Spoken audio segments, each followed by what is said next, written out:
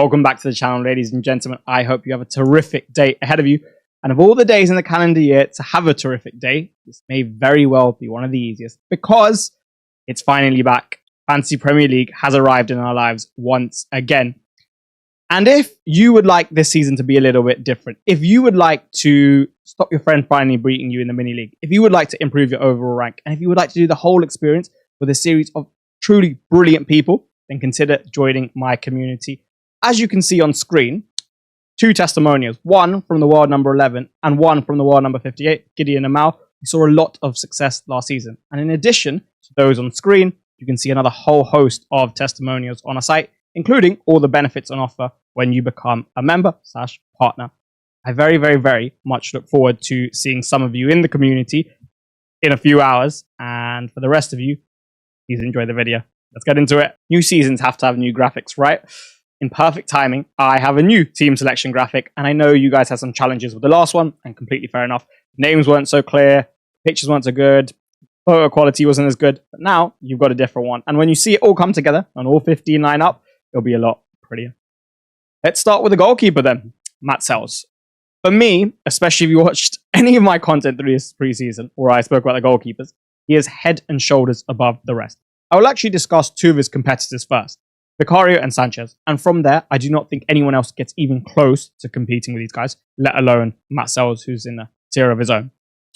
Vicario is a really interesting option. And to be quite honest with you, he only came into the fold for me last night following the Super Cup. I was aware of Spurs' impressive performances against Arsenal in pre-season, aware of Frank's utilization of that deep 4-4-2 block against Arsenal. Obviously, yesterday was a slightly different system. And what you've seen throughout those 2 games is 1, the quality of the defensive players, 2, the quality of the defensive coaching, and 3, a flexibility which has left modern day managers, I feel, to an extent, especially from a defensive standpoint. He's willing to accommodate for what was a superior attack in PSG. That all bodes well for you keeping clean sheets.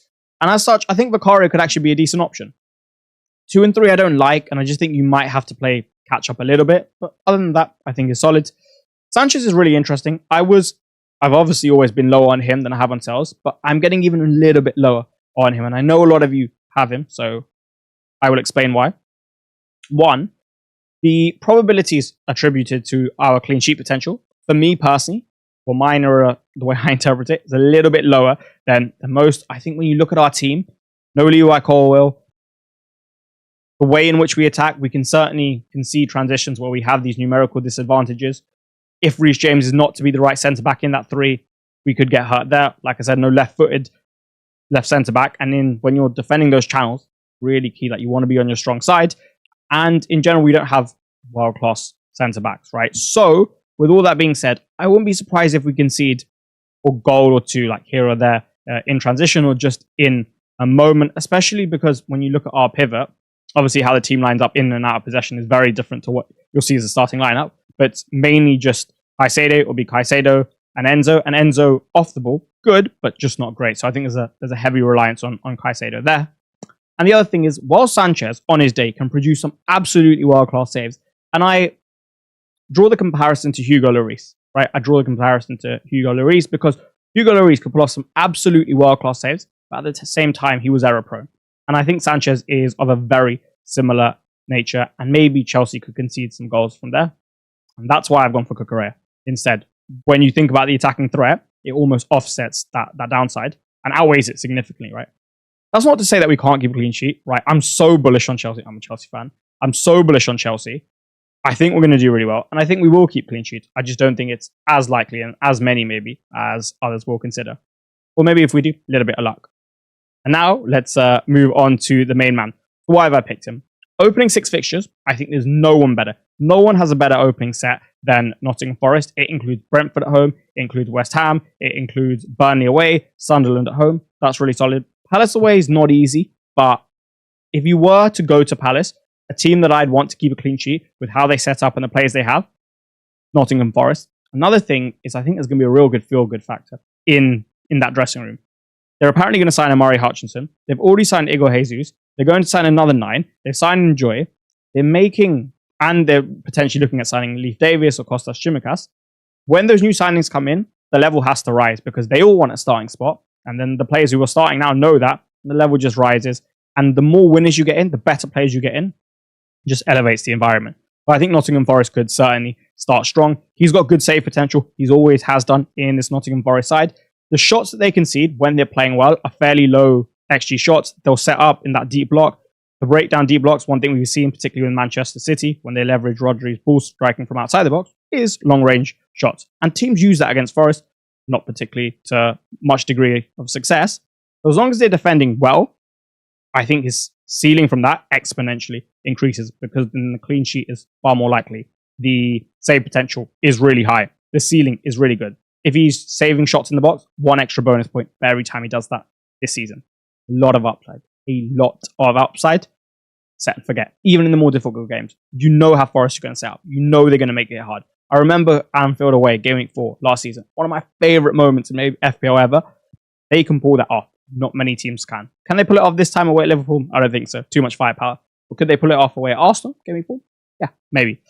All of those reasons. Sels is my keeper. Sanchez isn't. Vicario isn't. And the others certainly aren't. You may not have had any quarrels with my goalkeeper, but you may do so with my defence, especially when you see a £6 million defender that pretty much no one has selected second on the bench, and the front line is so expensive. And I will come on to why very shortly. In the top left corner of your screen, you can see the rating of my team. And it's actually never been higher at any point during preseason than this. I've got a 90% rating from Fantasy Football Hub. And if you would like to see what your team gets rated for free, then you can click the link in the description or the pinned comment below. You can see how to improve it and get it up and up and up. And it's given me some of the ideas that I've built this team from as well. Moving back to the defenders themselves. Why? Okay, Cucurella is someone I've spoken about a lot on this channel. But for those of you who are new here, I will briefly explain why I think he is the best, the absolute best defender in the game. Number one, the first 4 fixtures overall are quite good.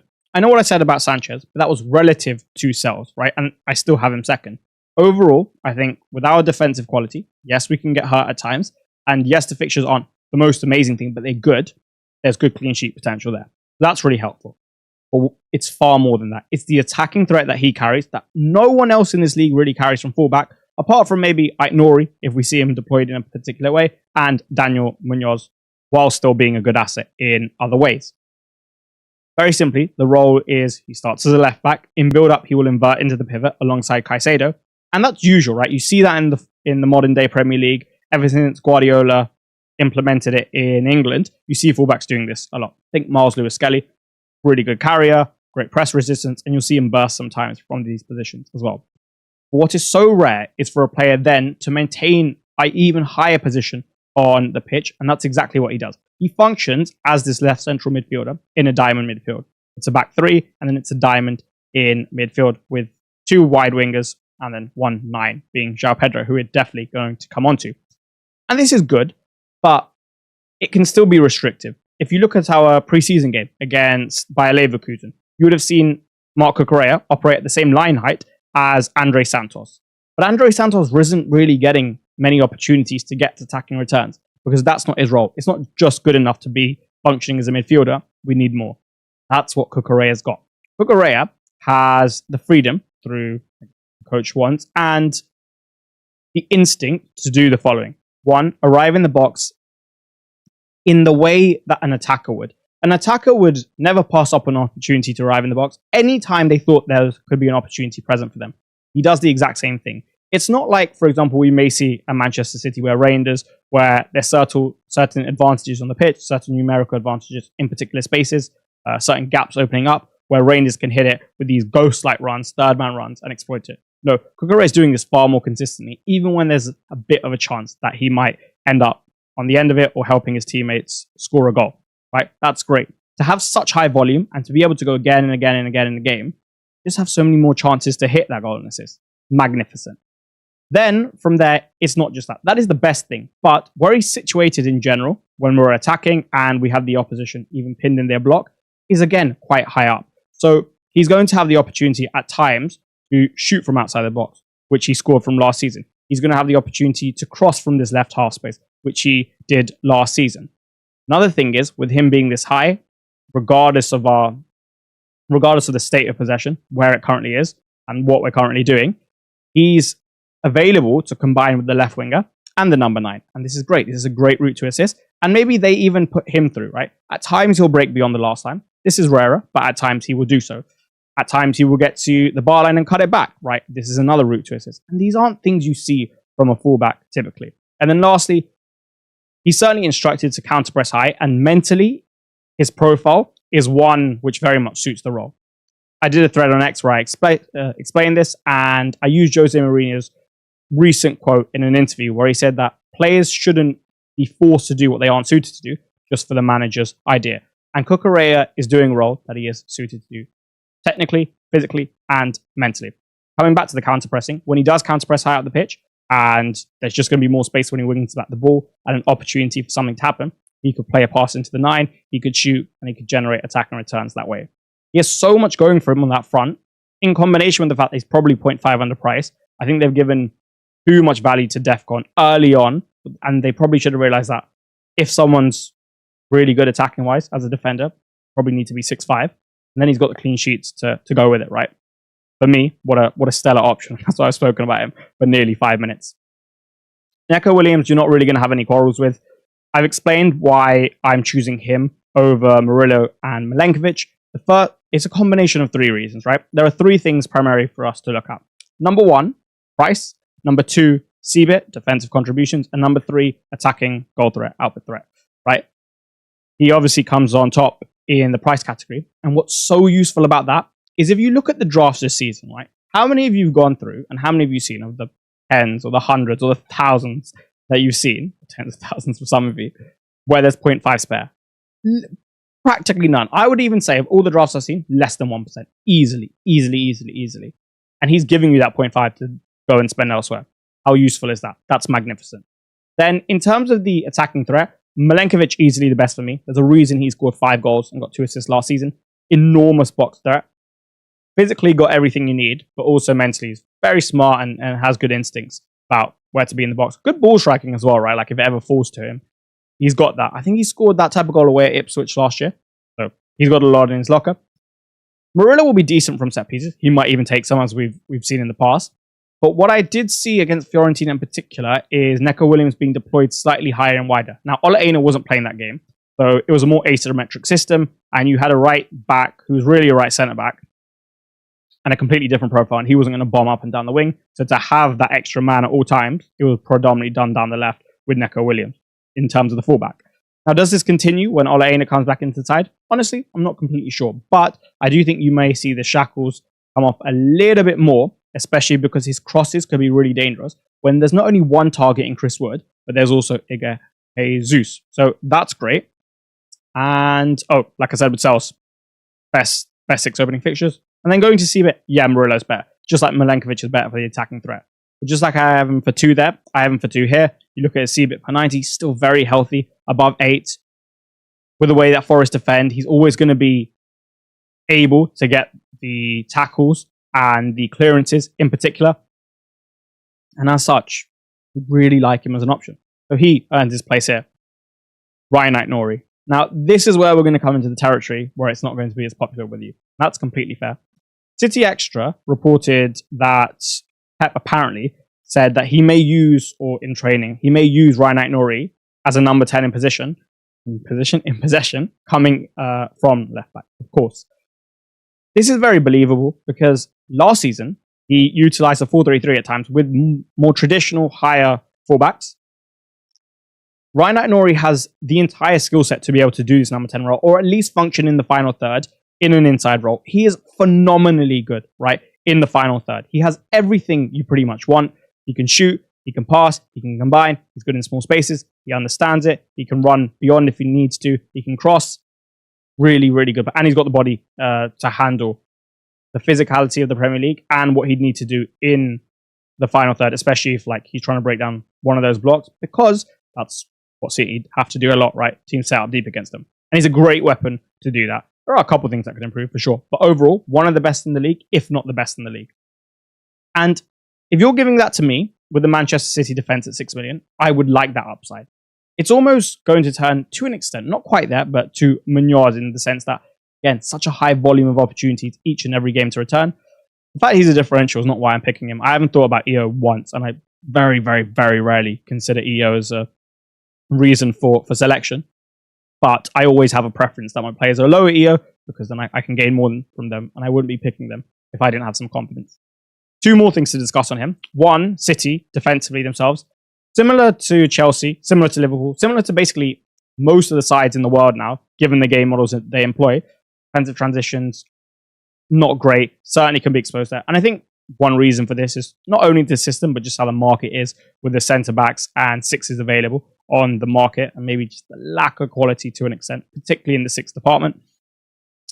Because you need someone who can build up and be so good off the ball, right? For example, you wouldn't task Kante with build up, but you know you'd get him off the ball at the top level. Nowadays, you kind of need both. So I think that's why you're seeing a drop off, and people are just prioritizing build up a lot more. So he could definitely get out there in terms of his clean sheet potential. The fixtures aren't great. Him 1v1, I think he can get exploited. Obviously, you see him function in a wing-back system at Wolves, so he certainly wouldn't have had as much of a test. And he's got a lot more space to cover and different type of situations that he's going to face, as opposed to being deeper. When he defends, he'll be defending higher up, more space to protect, more space for the attacker in which to operate, much harder.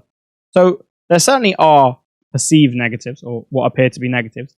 But with my strategy, as we're going to come on to, and with the quality that he's got and the attack and returns potential early on, even in the harder fixtures, I'm okay playing him for now.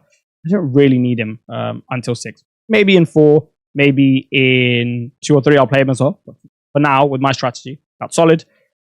Longer than I expected. Milos, okay, I'll start with this Esteve because it's very, very, very short. He has that good fixture in Game Week 2, and most defenses aren't actually that strong in 2, right? Kerkez goes away to Newcastle. Williams has Palace away.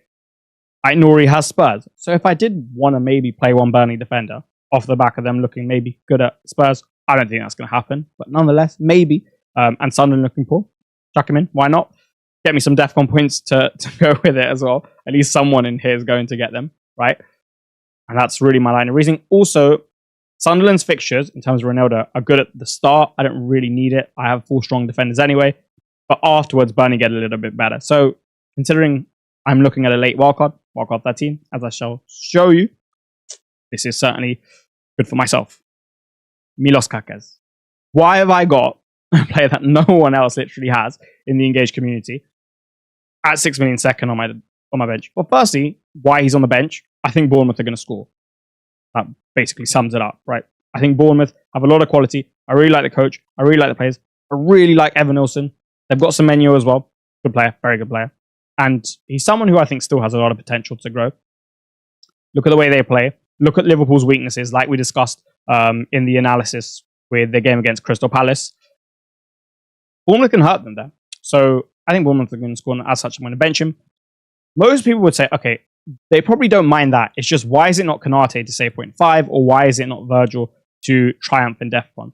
And I think Kerkez's DEFCON is being underrated because he was playing at Bournemouth in a side where he was just up and down as a fullback, right? Whereas now, functioning far more as a left centre-back in a 3, whilst he won't be as aggressive as Konate, he's still an aggressive jeweler. And you could see him getting attacking defensive contributions from there. I remember the game against Athletic, and I was counting in the first half, and he got 5 defensive contributions in one half. That's good. In another game, if he replicated that, well, he would get DEFCON every single game. So I think his DEFCON's underrated. Liverpool still are one of the better defenses in the league, if not the best defense in the league. They have really good fixtures in 4 and 5 are clean sheets. I don't even mind it in 2 or 3 as much as I do 1, even though it's Newcastle and Arsenal at home. So I'm very happy to have him. And then in terms of his attacking returns, I think he'll do a little bit better in that department, or the performances will be a little bit better in that department than people maybe think, as you see. But move to that right-hand side a little bit more, and he doesn't constantly pull into that left half space like Hugo Ekitike is doing, like Gakpo probably wants to do when he's higher up the pitch. You'd rather have, or you will rather see, a more balanced version of that with Kerkez pushing a little bit more, and maybe some less attacking responsibility for the right back to ensure that in these moments he's a little bit further back as well. That's an idea, and it's something that I could see manifesting. That is the defense. I really enjoyed that. And now we can move on to the midfielders. Yes, maybe McGinn plays on the right, and Rodgers plays on the left, and Gesson plays as a second striker, but I don't think you'll see the 4-2-2 utilized. I think it will be more of a 2-3-1. And as such, Malen, for me, he's starting game week 1. And from what I've seen preseason, I like more than preseason. What I saw beforehand from him, forget last season, right? Bit of a blip for him, didn't go so well, whatever. But what I've seen beforehand at his previous club, I like it a lot. A lot. And I've spoken about this on X. One, the goal scoring gene, very similar to Omar Marmoush in that sense. When you look at the tendencies, when you look at the body language, when you look at those subtle movements, when you look at the decisions he makes with and without the ball, this is a goal scorer. This really is a goal scorer. Another thing I like is there's this snappiness to his actions. And that's usually one that I associate with goal scorers. I think about, for example, Chris Wood in the box, right? Very quick to do what he needs to do. Even if it's something that you wouldn't associate with that, even if it's a header or something, it's just done short, sharp, and very effectively. And he's got that as well. Quick feet. Can manufacture things for himself. Can hit the space in a way where it's very useful for Villa because on the left-hand side, Rodgers or McGinn, both are going to be ball to feet. No one's really going to be going inside. Watkins obviously makes a lot of runs, makes a lot of brilliant runs, can pull centre-backs, and then Malen can come inside and exploit that space. I like the fixtures a lot. And the main thing for me is he can score goals. He can score goals for a number of reasons. Now, we could do an entire player analysis section on him and give you slide after slide after slide showing you this clip and this bit about his profile and so on. Naturally, it's a team selection video, so I've kept it very brief. But I really do think he has it. And he's got the fixtures. He's at 5.5. What brilliant upside to have at this price point.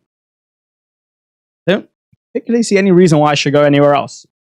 So why have I not gone Reijnders and Anderson? Obviously, that's a pros for Malen. Why have I not gone for Reijnders and Anderson? Reijnders is my preference out of the two, most definitely. The only reason, really, that I've put him to the side is how I think Pep's going to platform him in terms of Fantasy Premier League. If he was to be a right centre mid in a midfield which comprised of Rodri behind him, and then let's say maybe Gundogan to his left, wow, I would be all over this pick because those third man runs, those ghost-like runs, his ability in the final third, he's actually just he's a good passer, he's a good shooter, he's a good dribbler, he's a good carrier. In those transitional moments, he can definitely get returns, right? Because he's, like I said, he's a good carrier. He can release well. He has this outside of the foot pass, which is quite unique, and he's very good at that as well. He's got the ball striking. I've seen that with one of his goals for AC Milan in particular, right? So he's got all of that. And if he were to play there, I would like it.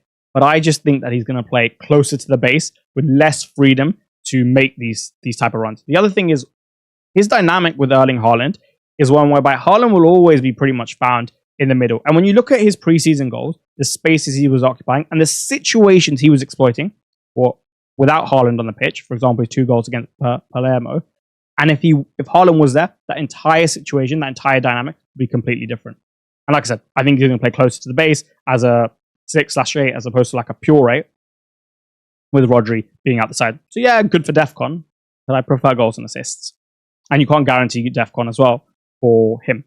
That's that. Anderson, I really just don't like it. I think Forest are going to play some variation of a 4-2-2. So you'll see the midfield 2 be Gibbs, White, and Anderson, as opposed to like Gibbs, Anderson and Yates, Anderson, Sangare, and then Gibbs, White ahead.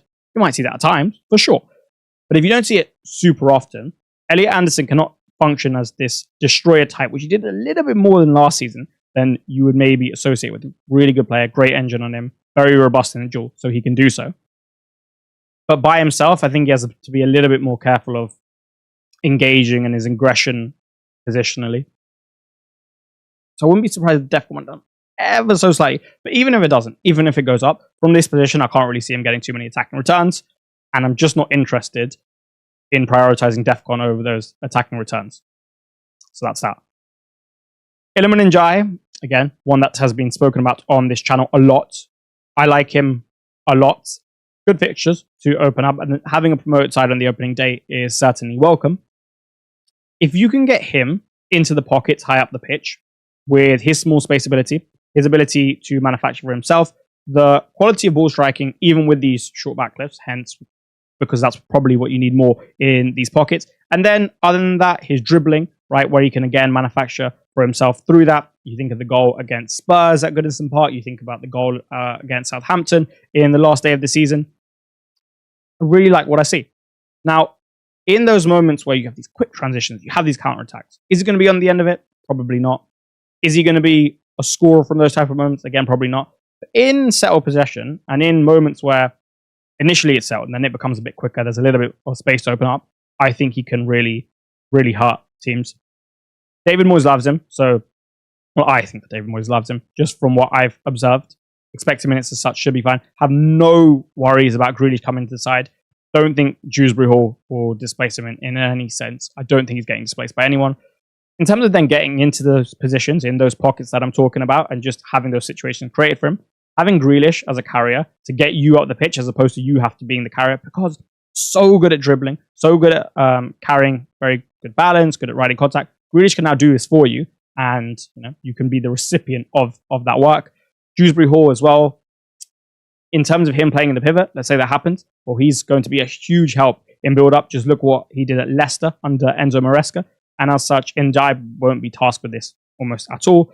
On his right-hand side, I actually think if he plays Grealish, he might play Alcaraz, just for a little bit of a different dynamic, and again, someone to help to actually carry up the pitch, as opposed to Ndiaye having to do a lot of that himself. And then putting Ndiaye into that position, not to mention Beto and Barry as the 9, similar to almost the Marmoush Haaland dynamic in a different way, because obviously Marmoush functions as a runner, having Beto to occupy the centre-backs, having Barry to occupy the centre-backs, having them to take you up the pitch, having a space be created through their movements, and the fact that you need to mark them in any sense, even if it's like a loose ball that drops, or what I'm really thinking about is they stretch it, you have to account for their physicality. Sometimes you can't just go with one, sometimes you have to go with 2. One of the centre-backs will have to get closer, maybe one of the 6 will have to get closer, and then the pocket opens up whereby someone's going to punch it between the lines, and he can receive on the half turn, and he's so good at that, right, in those small spaces. From there, I think you can generate attacking returns. And then everyone's favourite, penalties as well, right? So, for me, at 6.5, if it was more expensive, I think there's more of a conversation to be had. 7 for sure, 7.5 probably not, but 6.5, yeah. Even a 7.5, I'd consider it. It'd be much harder though. With these two, I honestly find it the most challenging to speak about these two, because how long could I go on for? I could probably speak for hours about these guys because they're just so good. But we're not going to sit here for hours and be like, Salah's the best player in the world, Palmer's the best 10 in the league, and so on and so on and so on and so on, right? Keep going, keep going, keep going. What I would say is, if you're going to go without them, captaincy looks really challenging. Okay, fine, you'd have to go Arsenal game week. You go Arsenal game week 2. And that looks great. But I'm not sure you can trust Saka as much as you can trust these two. Certainly at the moment, I'd like to see it from Arsenal first. And you're going to have to do that each and every week, particularly if you go without Mo, right? If you think Palmer's cool and he's going to do really well often, great. At least you've got that captaincy squad. But what's the likelihood that Salah just keeps blanking and never gets that haul? Well, it's pretty low. And when he does haul and you don't own him and you're already 30 points behind for that week, it's going to be a little bit rough. And that's okay if all of the other options can compensate for that. But through spending the money elsewhere on Watkins, Bruno, Wirtz, Kerkez, Saka, even Haaland, I don't think it's enough to make it up, because the cheaper options, in my opinion, like Ndiaye and Malen, and as you'll see in the forwards, are good enough to go toe-to-toe, or at least close to going toe-to-toe. And I'm so bullish on Cole Palmer. I'm so bullish on Chelsea, especially at the start of the season. Right? Really, really, really like us for the start of the season. So I was just the best player in the league. Just huge risk to go against. It's the floor is the other thing, right? At least if I thought, all right, he might actually blank in this game, fair enough. But in every game, there's going to be multiple opportunities to return, like Cucurella does. So even if you win and you get it right, it's unlikely you're going to win by that much. And then you have to keep doing it. And when you lose, you're going to lose enormous. So that's my little argument to keeping both Palmer and Salah. I don't really have any interest in going into it in too much more depth now. The stop recording button was pressed, and then I realized Josh King did not get a word. Potts has been in this spot for the entirety of preseason, but Josh King has come here. As long as he gets an opportunity to show what he can do, and I don't know too much about him, but as long as he gets an opportunity to show what he can do, 4-5, playing as a 10 for Fulham, that's really good. And you know what? Where his good fixtures lie, in game week 4, for example, some assets have a pretty tough game. Arsenal have a pretty tough game against Forest. Forest have a pretty tough game against Arsenal. Obviously, Liverpool have Burnley away. That's certainly a more favourable fixture. United, if you have like a Bruno or You have a Cunha. Actually, I think they're going to score against City, so I will rescind that statement. But nonetheless, Leeds at home in game week 4 could certainly be a decent opportunity if he's getting minutes. And you know what? Maybe you have some challenges in your squad one week. If you can have an 8th attacker at 4.5, so the rest of your squad's going to have the money invested and it's going to be strong, and he's got the capability of producing attacking returns, and the role is good, and the fixtures are not great, but maybe in the week you pick, they're good. What a gift. What a gift that could be. So I'm really excited to have this, because I wouldn't be surprised if even by next week we're talking about, Josh King is so useful for what we're trying to do. The Paul Canoville Foundation is one which is doing some amazing work around the country.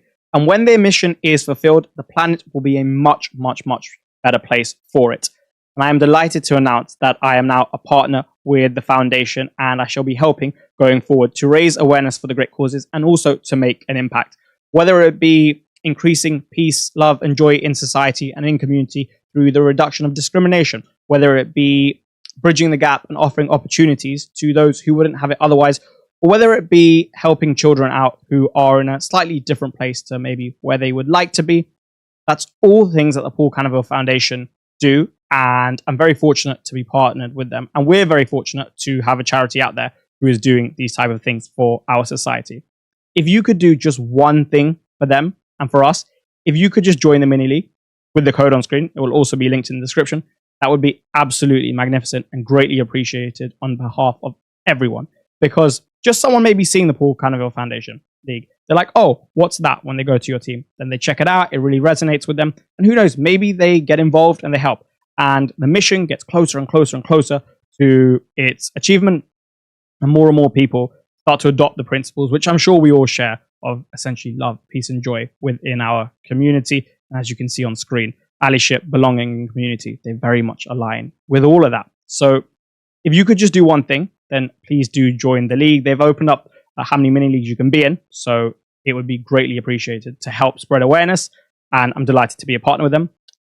In addition to that, you can join my mini league as well. I know some of you have asked for the code. Oh, now there it is. It'll also be linked in the description, and I very much look forward to competing against the tens of thousands of you who are already there, and yourself as well. It paints a much prettier picture, this team selection graphic, and it's very aesthetic to look at, even with how that 3-4-3 is done and the distancing, which it wasn't always equal on the last slide. So shout out to my designer. I know you're watching. Thank you very much. I'm sure some of the people who are watching say thank you very much as well for not having to squint their eyes. We will go from left to right, and we will start with a man who, honestly, I think I've fallen in love with him since he joined Chelsea. So happy he's joined. And for FPL, I think he's going to be so good. Attacking-wise, the first 4 fixtures did pretty good. What's the most important thing, however, is what he's doing and what he's about and how good he is. Again, I've done the analysis on him like I've done on Cucurella, but very briefly. I think you've seen Palmer, one, just look freer, look happier on the pitch. Things are going for him again. And also, with the introduction of Gittins and the fact that Cucurella is playing in this left half space, and therefore the need to drift is less because you've got a winger on that side who can break down those blocks, but also just solve those 1v1 situations in a way that Jadon Sanchez, with all due respect, couldn't. He doesn't have to pull as much to help, and I think that's great because you don't want him going to the left as much, especially, and Cucurella is operating that space anyway. You want him more on the right or in the middle. Okay, now you've got that. Great. And if he's able to play on the right more and play in his preferred position more and create more, who's going to be the recipient of it? Joao Pedro. If Joao Pedro is getting supplied by Cole Palmer, everyone, and I mean everyone on the planet is in trouble. And it's not just Palmer, right? Gittins on that left is going to certainly provide him with chances. Whether it's probably going to be Neto on the right, and I think that's super useful in transitions, and he's a good crosser of the ball, as you've seen when Joao Pedro headed home against AC Milan. He can hold it up and combine to generate assists from there. He can hold it up initially and then get the best of you. He can roll you if you're having a duel without the ball when the ball's coming into you long. He can finish in the box. He can carry from deeper distances and then generate something for himself. He can pass, he can combine, he can head. There's one of the... ball striking is good. And that too, he's got the capability to do that at a wide variety of angles, which not everyone does. But he's great. And I guess the only caveat with him is expected minutes, right? What happens when Liam Delap comes knocking at 60, at 75?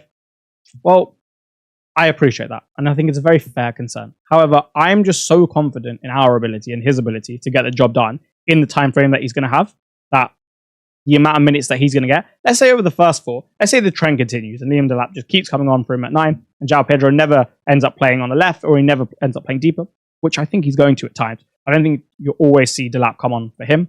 One thing I think about, for example, is you could hypothetically, is this going to happen?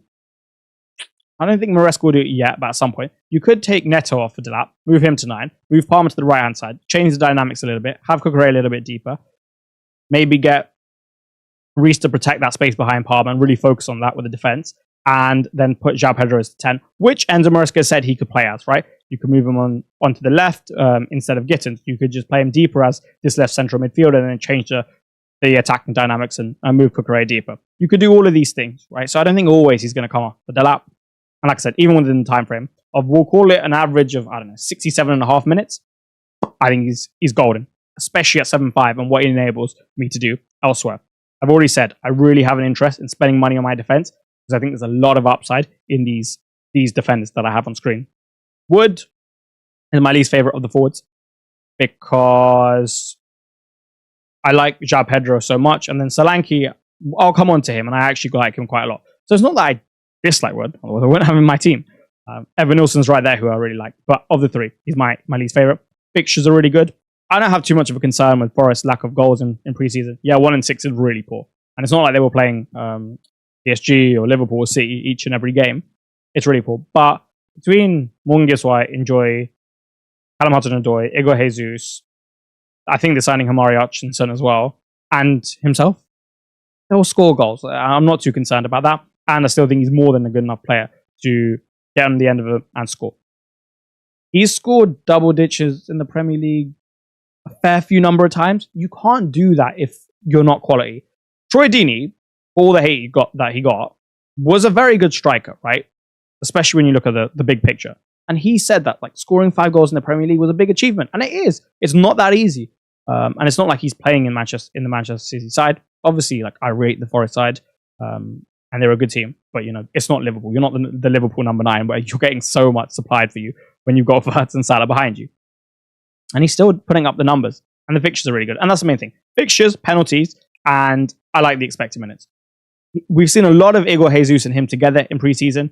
I think if you look at Forest recruitment, you look at another striker coming in, well, they're not going to just have 3 strikers who are of this caliber for one position because one of them is never going to get any minutes, and that's stupid. I think you'll see some variations of the 4-2-4-4-2. It's been so long since I've been in the game in possession that it slipped my tongue. That I think Wood will be able to get good minutes, right? That's my reason there. Penalties, still got the attacking dynamics or the attacking quality in the team at least. They're very focused on the transitions last year, which I don't think is great for him. But in these games where they're against these set of blocks, having Enjoy, having maybe even Igor Jesus to combine with, and having one less defensive-minded player and having Gibbs White as well. Never mind the attacking dynamics on the left. Really helpful. So yeah, I like that.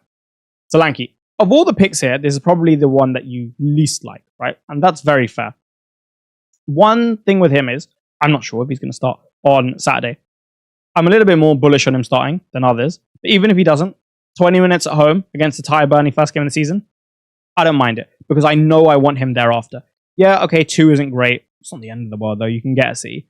3 at home to Bournemouth. Yeah, I think Spurs will concede, but in terms of goals against Bournemouth, it's okay. And then 4 onwards, I think he could present such excellent value, and he's going to be on penalties. But he took the first one last night. He's going to be on penalties. So the value I see in him at 7.5 is so high. I have an interest in holding him for a very long period of time. I don't want to start with Evan Nilsson and then move there. He can return at Anfield, but it's still Anfield, and I don't feel like that's the most efficient use of a transfer. So I'm gonna go with him. Yeah, fine, he might be a concern for Game Week 1 expected minutes wise. By Game Week 2, he should be okay. By Game Week 3, he should definitely be there, and I don't think Richarlison's really going to cause him too much of a problem in that sense. I get why you wouldn't like it. He didn't look particularly sharp last night either, but I think he'll get up to speed. And in this Thomas Frank system, with the recruits that I think they're going to get, and that is a part of this decision, I think Eze or Savinho, at least one of them will come, if not both. I think it'd be good. Also, having so many ball to feet players, Eze, Savinho, Kudus, is good for him specifically. we can get into that at another point, as opposed to like having a runner. You're probably not expecting to see this, and that's completely fair. But from the day the game came out, from the second it came out, I've been here, and I have no interest in moving. I'm not going to go into this super deep analysis of the football side of things, because it doesn't exist for this decision this time. Yeah, there's a couple things. For example, the spread of output with Liverpool. I'd like to see that once before it happens. I also think that maybe, just given their current weakness in those transitions, if they go up 2-3, do they shut up shop a little bit to compensate for that and ensure they're a little bit more secure? You see less burst from Szoboszlai. You see more protection. Maybe you see someone like Gakpo or Ekitike go off and you put another midfielder in there, and then you have a front three of Salah and two of the others, and they take their foot off the gas a little bit and they look to be a bit more secure. Yeah, I think that could happen. Obviously, he's Mo Salah. Opening day at home.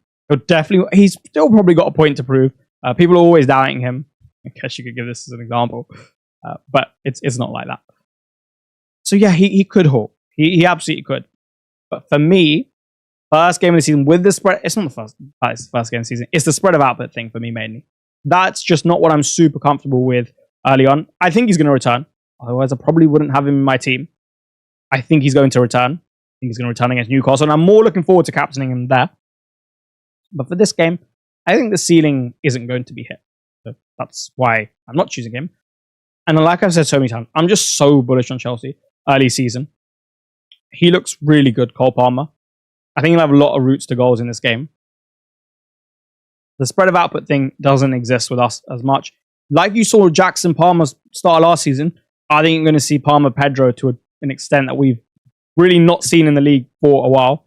Maybe resembling the Son and Kane partnership. But there's a bit of a bold claim. I'll probably go the tier below that, but that would be magnificent nonetheless.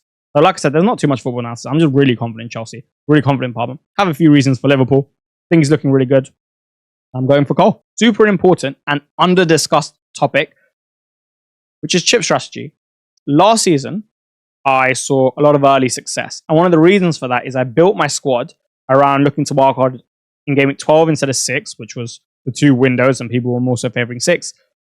And then I built my game week 1 squad to accommodate for that. For example, I went triple Arsenal at the start, where a lot of people were looking to go triple Arsenal from game week 6, because I interpreted the fixtures to not be as bad, and I was happy to hold them through that. And I'm looking to basically do the same thing again. I think the swing in 13 is bigger than the one in 6 or 7 or 8, however you look at it. It's a little bit different to a usual fixture swing. It's not just in one singular week. And as such, I have to build my squad to accommodate for that. And you know, if you don't have like a wildcard strategy, and you say, let's say you end up thinking that 13 is better in hindsight, well, then it would have been a lot better if you built your team for that, as opposed to being forced into that wildcard 7 or 8 because you didn't accommodate for this strategy. So I would have a look at it. I really do think that wildcard 13 is a better fixture swing. Hence why, for example, I've got triple Forest and triple Chelsea to start with. Really good opening fixtures. And then if I want to move off, I can do so with a mini wildcard in game week 6, 7, 8 with the 5 free transfers that I hope to have at my disposal. At least 4. 3, not so much, at least 4. I can do that, right? And another thing with this strategy, as you see in the second line of it, I'm not looking to free hit in 6. So I need this Rayan at Nouri. I don't need him, but he's very preferable for his fixture in game week 6, Burnley at home. You'd also like to have triple Forest for Sunderland at home, and so on, and so on, and so on. Bench boost I've left blank there. That is because I think it's the worst chip by a mile. By an absolute mile.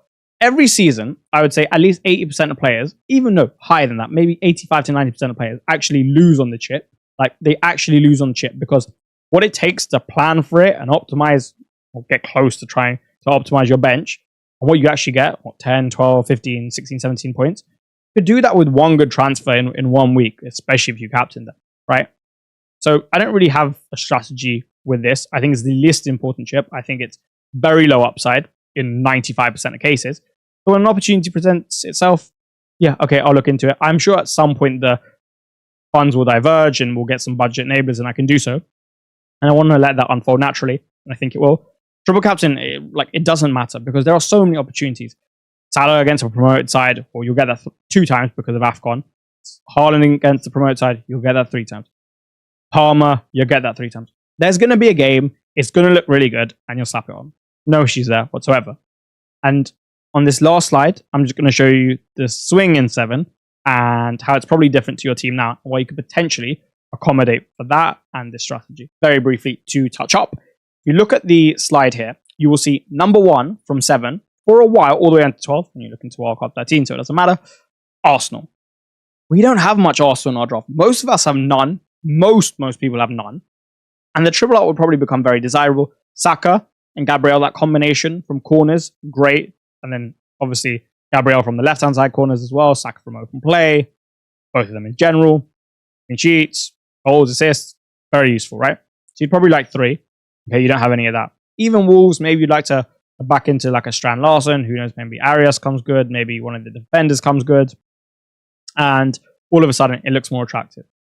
What you do have a lot of in your side is Liverpool, who are actually ranked 19th according to Fantasy Football Hub. You can go and check that out again in the link in the description when you sign up. They're ranked 19th, so Salah, Van Dijk, Kerkez, well, that just applies to me, but Gakpo, Ekitike, you probably want to offload. No Spurs. A lot of you are going to have Porro now. A lot of you will have at least one of him or Van der Ven or Romero or Vicario. Solanke maybe as well. Kudus maybe as well. And no Nottingham Forest. We all have a bit of that defense, it would appear, pretty much. Would, in a lot of cases, double defense. But look how many players your team doesn't have from this, which could be attractive, and it does have of what's not so much. That's why I'm looking to take free transfers into there. And that's why it's a decent wildcard window. But I just think the swing in 13 is bigger, because what you're going to do there, you're going to prioritize Liverpool, City, and Newcastle, and you will go for a very different structure to what you're going to have here. Here, you may have a few more players or a few more front spread. That would be a better way to put it. Whereas when you go Liverpool, Newcastle, City, and Palace, really those 4 teams, and you're going to stack them, well, a draft of Haaland, Salah, which is probably what it will be, maybe even Isak, a Newcastle boy in the form of, let's say, one, maybe Lewis Hall and Anthony Gordon, plus Eze, or the other spots are going to have to be cheap, and you're going to need a very different structure there, right? So that's that. One thing I forgot to discuss is the free hit on the last slide. I'm looking to use that in the period between 8 and 12, because that's probably when my team will be the weakest. The transfers would have been used. I won't have as much flexibility. And I think it'll be a really nice get out of jail free card. So that's that, and that is that for this team selection and the preseason content. As alluded to in the last slide, that is all she wrote for this one, ladies and gentlemen. I hope you enjoyed my favorite video of preseason and what I think is my best. So if you did enjoy it, please do drop a like and hit that subscribe button. I would greatly, greatly, greatly appreciate it. Good luck to you. I can't wait to see you on Sunday for the recap, right, which will be jam-packed with information and learnings. So again, I look forward to that. I'd love to see more of you in the community. The more the merrier, right? We've already got such a good culture in there, such a good group in there. I'm sure you would add to that. So consider it. And in addition to the testimonials there, like I said, you can see some more on site. Some may resonate with you more than these other superstars who finished in the top 100. And equally, you can go and see all the benefits available to yourself. I very much look forward to seeing you in the community, seeing you on Sunday. Good luck and have a great, great, great weekend. Thank you so much for all the love and support this preseason.